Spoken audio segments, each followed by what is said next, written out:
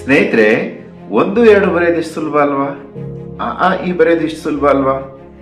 ABCD ಬರೆಯೋದಿಷ್ಟು ಸುಲಭ ಅಲ್ವಾ?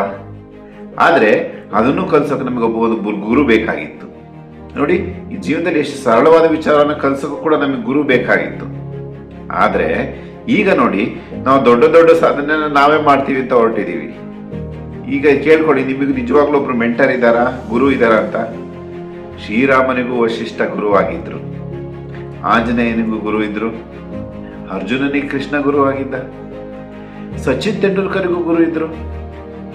ಆ ಗುರು ಜಾಸ್ತಿ ಟ್ಯಾಲೆಂಟೆಡ್ ಪರ್ಸನ್ ಅಂತಲ್ಲ, ಗುರು ಒಬ್ರು ಇರಬೇಕು, ನಮಗೆ ಶರಣಾಗತಿ ಇರಬೇಕು.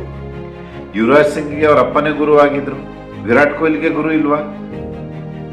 ಗುರು ಅಂದ್ರೆ, ಗು ಅಂದ್ರೆ ಅಂಧಕಾರ, ರು ಅಂದ್ರೆ ಓಡಿಸೋನು ಅಂತ. ಅಂಧಕಾರನ ಓಡಿಸೋನು, ಸರಿಯಾದ ಮಾರ್ಗದಲ್ಲಿ ನಡೆಸೋನು ನಮಗೊಬ್ರು ಬೇಕು. ನಾವು ಪದೇ ಪದೇ ಡಿಸ್ಟ್ರಾಕ್ಟ್ ಆಗ್ತಾ ಇರ್ತೀವಿ. ನೀವು ಸರಿಯಾದ ದಾರಿಯಲ್ಲಿ ಸರಿಯಾದ ಮಾರ್ಗದಲ್ಲಿ ನೀನು ಹೋಗ್ಬೇಕಪ್ಪ ಅಂತ ಕರ್ಕೊಂಡೋಗೋರು ಬೇಕು. ತುಂಬಾ ಪುಟ್ಟ ಮಕ್ಕಳಾಗಿದ್ದಾಗ ತಾಯಿ ಗುರುವಾಗಿರ್ತಾರೆ, ಒಂದು ಹಂತದವರೆಗೂ ತಂದೆ ಗುರುವಾಗಿರ್ತಾರೆ. ಈಗ ಯಾರು ಗುರುವಾಗಿದ್ದಾರೆ?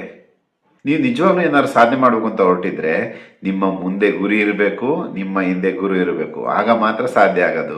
ಇದನ್ನ ಅರ್ಥ ಮಾಡ್ಕೊಳ್ಳಿ.